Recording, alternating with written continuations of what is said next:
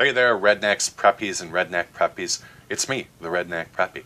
And today, a different kind of video. Now, I tend to shy away from internet drama, particularly when it involves the gun community, because it just turns into such a toxic soup so quickly that I'd really rather spend my time doing something more productive. That said, the latest drama involving Tim Harmson from Military Arms Channel and the saga of the Hungarian SVDs is something that I thought I'd spend a few minutes on just to share my opinions on the matter. I doubt I'll be saying anything particularly unique, but I figured I'd at least weigh in on it. Now, in case you aren't familiar with the story, here's a brief recap of the mess. Now, I'm going to read this off the screen because I want to make sure I get at least the rough timeline correct, because this thing gets pretty complicated pretty quick. Back in February 2019, an American user on AK rifles named PRDUBI, and I'm going to let you figure out how to pronounce that, or Rudolph, as his real name apparently is, posted that he worked for FEG, a Hungarian arms company, and he wondered about the potential of that company to produce some SVD rifles, among other models, for export to American buyers. Now, Rudolph stated that the company had spare parts for the rifles, but would need to tool up their machinery to produce things like receivers and barrels and magazines.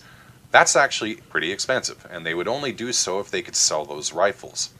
They seemed dubious that Americans liked guns. So Rudolph stated that if he could line up committed buyers, the company would produce rifles for export. Now, about the same time, FEG actually produced an ad discussing the manufacture of these HD-18 rifles, as their Hungarian clones of the SVT are called, and you can see that ad right now. Now, eventually 100 users on the forum added their names to a list stating that they would buy a rifle. Rudolph stated that one of his preconditions for helping FEG out was that the first 100 rifles go to AK Rifles members. Now, just in case you're wondering how a Soviet rifle could be imported into the United States, remember that these are Hungarian-produced rifles. Hungary is a NATO country, and their country's military apparently still uses SVDs to some extent. So within the permutations of the law or something, it was apparently kosher to import these as long as the ATF approved them as sporting rifles. So Rudolph did a lot of work with FEG and the ATF, and they did eventually get approved. After more than a year, FEG completed some part of the order, I think 50, and Trident, an American arms exporter, imported 50 of the rifles. They then sold those rifles to a gun shop in Valparaiso, Indiana, named Copper Custom, a gun shop in which Harmson has an ownership stake in. I believe it's quite small, but it is still a stake.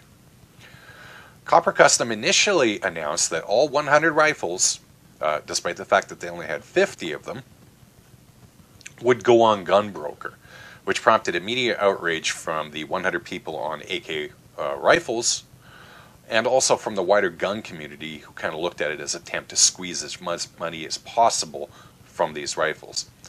Now, as you may know, Gunbroker is not exactly the home of sane bidding when it comes to firearms, ammunition, and pretty much anything else.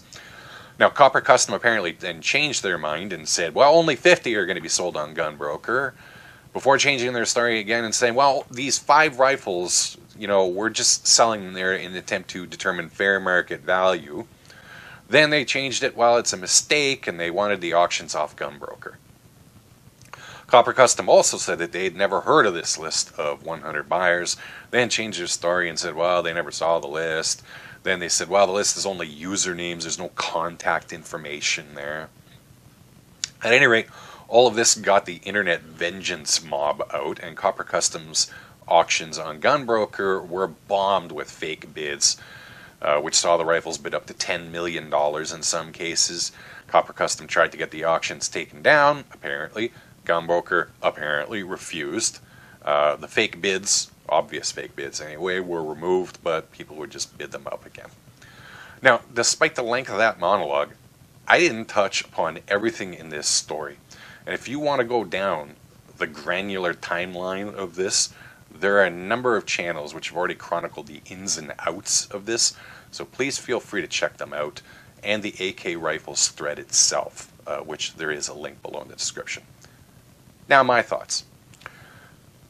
Personally, for me, Harmsen's biggest problem stems from a video that he made on February the 21st, where he attacked people he described as gun broker scalpers, people who bought up guns and ammunition from their local gun stores as they trickled in, turned around and sold them for a tidy and hefty profit on Gunbroker.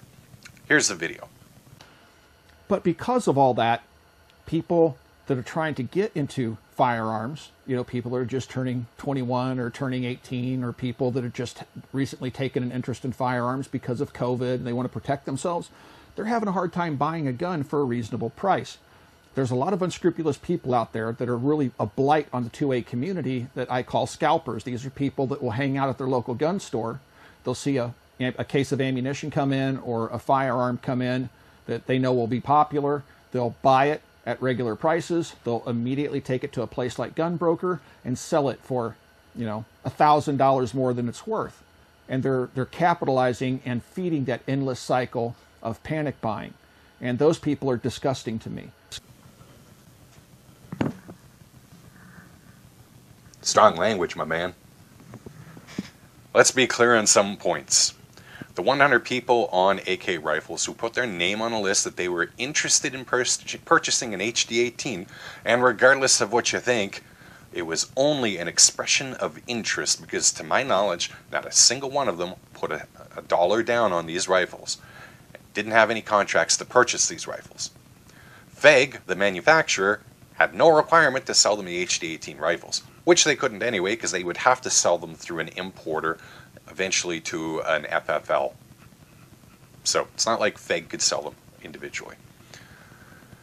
The only person who actually put time into this was Rudolph, the cat who put the initial post up back in February 2019, then did the legwork necessary to get FEG to manufacture the rifles and the ATF to approve them, though presumably his time was being compensated for by the company in some way.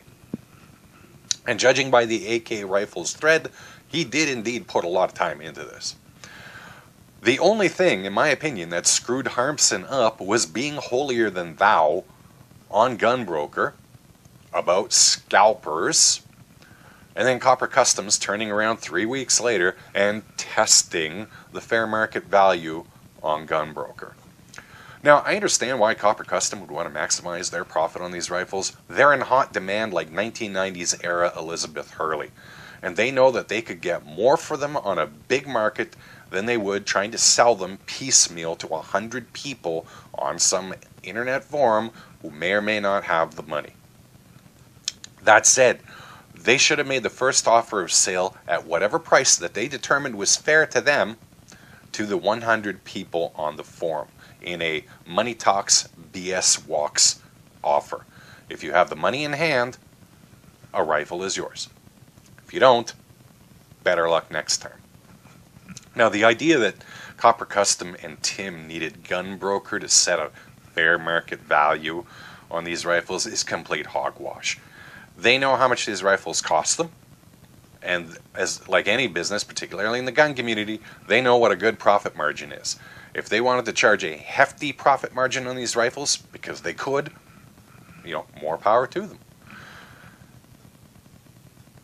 I honestly believe, however, that they were going to piecemeal these rifles on Gunbroker to sell them in small batches to keep the price as high as possible. And they were and are well within their rights to do so.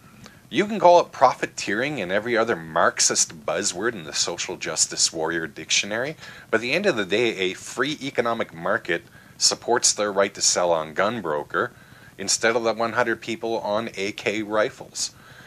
And if Harmsen hadn't made those comments on his YouTube channel less than 1 month before, he and Copper Custom would be on reasonably solid ground. The problem for him now is that he's the worst of both worlds. You know, he's a guy who didn't take the gracious winner route and offer the rifles first to their original prospective buyers. And he's a hypocrite for a business that he has a stake in doing exactly what he said was, his words, disgusting. Now, as the Kentucky Colonel is finding out, excuse me, credibility is more expensive than anything you can buy on GunBroker. He's apparently lost subscribers. The comment sections on his videos and social media have turned into a toxic sludge soup.